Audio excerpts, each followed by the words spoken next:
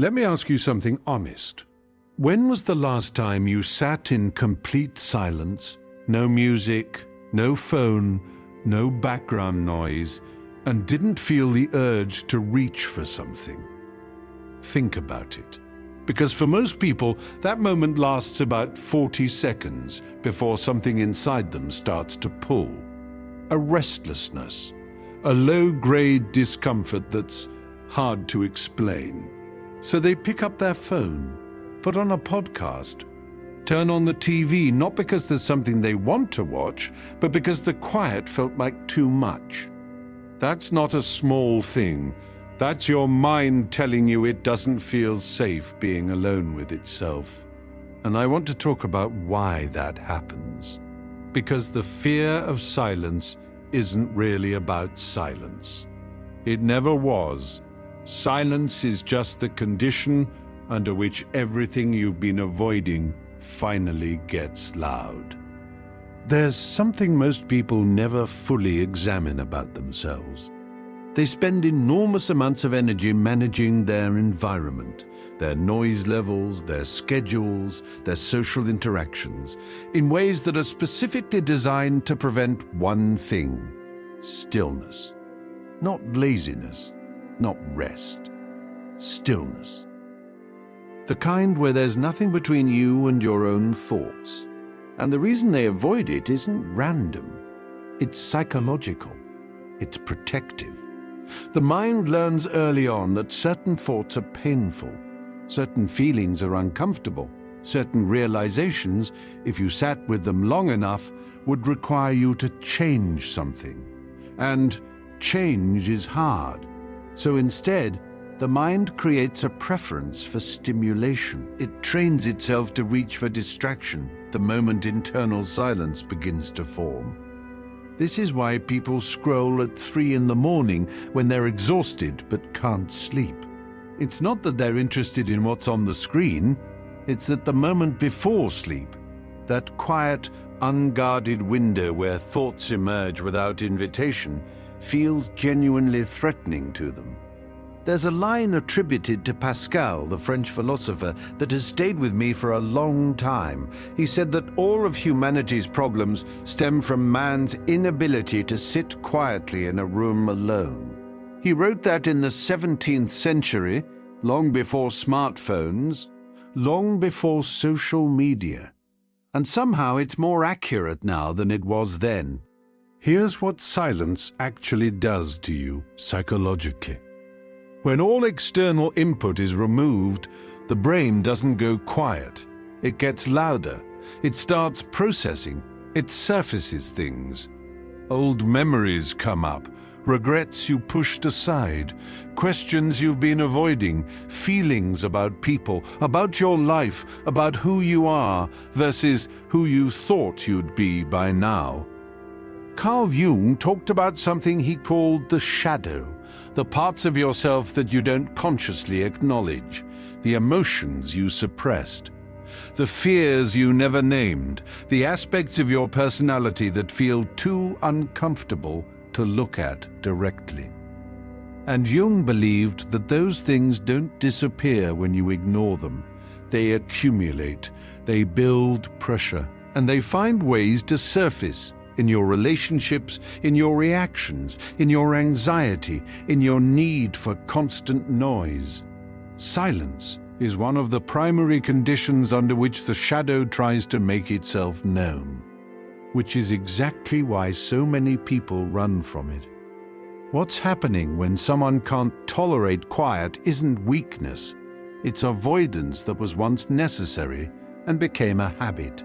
At some point, probably early in life, stillness became associated with something uncomfortable. Loneliness, a home with tension in it, thoughts that had nowhere safe to go.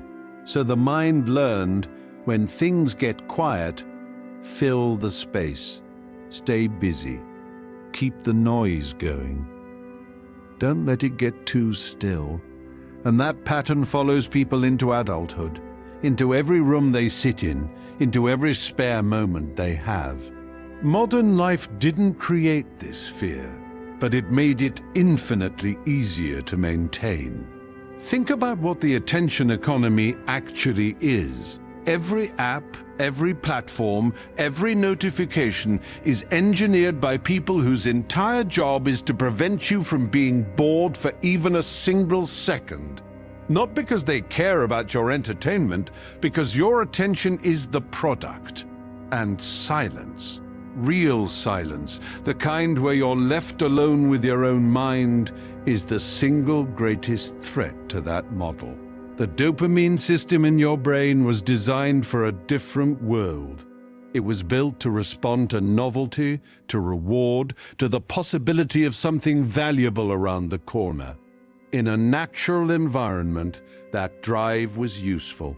In the modern digital environment, it's been weaponized. Every swipe, every like, every new video is a microdose of stimulation that the brain registers as meaningful, even when it isn't. And over time, the threshold shifts. The brain starts to require stimulation just to feel normal. Stillness, which was once neutral, starts to feel like deprivation. This is why sitting in silence now has a physical quality to it for a lot of people. A tension in the chest, a low hum of anxiety, an almost allergic reaction to doing nothing because the nervous system has been recalibrated to expect constant input, and when that input stops, it interprets the absence as a problem to solve. The person who reaches for their phone the second they sit in a waiting room isn't bored. They're chemically uncomfortable with stillness, and they may have no idea that's what's happening. There's an important distinction I want to draw here because it gets confused a lot. Loneliness and solitude are not the same thing. Loneliness is the pain of unwanted isolation. It's being alone and feeling like something is missing, like you've been cut off from something you need. Solitude is something different entirely. Solitude is the voluntary, chosen experience of being with yourself, and it requires one thing that loneliness doesn't: a certain level of comfort with your own inner world. People who fear silence are usually afraid of solitude, not loneliness. They don't want to be alone with their thoughts because their thoughts are not a safe or peaceful place to be. There's too much unresolved material in there. Too many questions with no answers. Too much awareness of the gap between where they are and where they feel they should be. And this is something I've noticed about people who are psychologically strong, not invulnerable, not emotionally numb, but genuinely strong. They've developed a tolerance for their own inner world. Not because their thoughts are all pleasant, but because they've stopped interpreting discomfort as danger. They've learned to sit with an uncomfortable feeling without immediately needing to escape it. And that capacity, that ability to remain still while something difficult moves through you, is one of the most underrated forms of psychological resilience there is.